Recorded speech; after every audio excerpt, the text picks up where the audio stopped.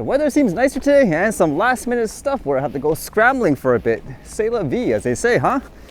With that in mind, what did I read today? It seems like the theme this week is all about drone attacks, but this one isn't India and Pakistan. Apparently, it's with Ukraine and Russia. This one says Ukraine accuses Russia of drone attacks as Moscow rejects ceasefire plan. Russia launched more than 100 Shahed and decoy drones at Ukraine in nighttime attacks, the Ukrainian Air Force said Monday after the Kremlin rejected an unconditional 30-day ceasefire in the more than 3-year war. Can you imagine it's been that long already? It says there was no response from the Kremlin. Meanwhile, to Ukrainian President Volodymyr Zelensky's challenge for Russia's President Vladimir Putin to meet him for face-to-face peace talks in Turkey this week.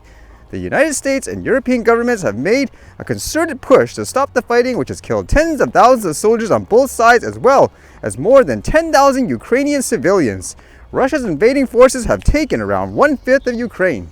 For a war lasting that long, it makes you wonder if people even remember what they're fighting for, huh? Hopefully they stop sometime in the future anyways.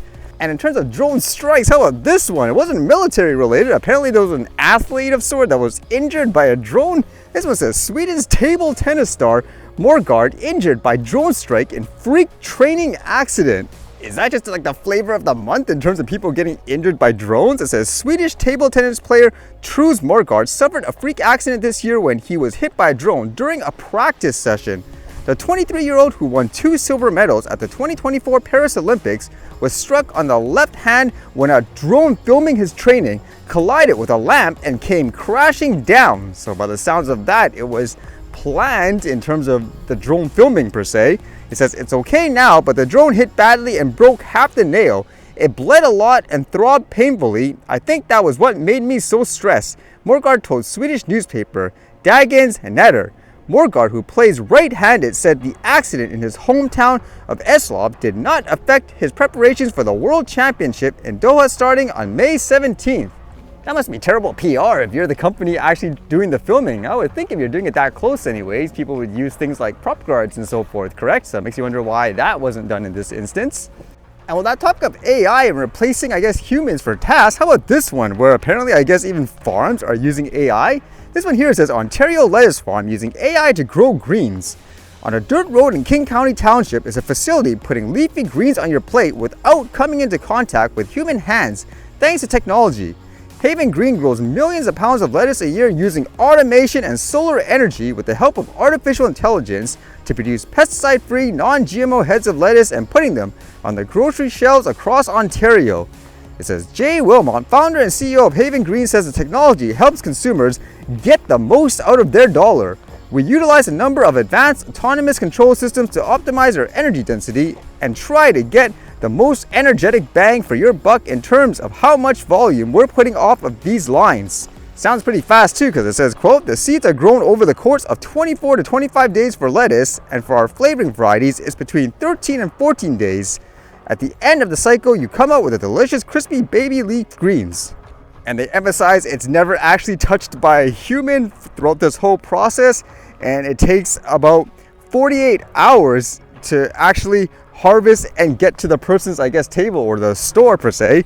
It makes you think in this case, because a lot of people talk about things, for example, let's just say like a grocery store. They say if you see any place use automated self-checkouts, for example, like they're not done by a human, then don't shop there. How about stuff like this, when even farmers are doing that with their food? Would you be okay with that? And accepting that's just the way it's going to be, I guess, for a lot of business where everything is going to be automated whenever they have the chance to do so?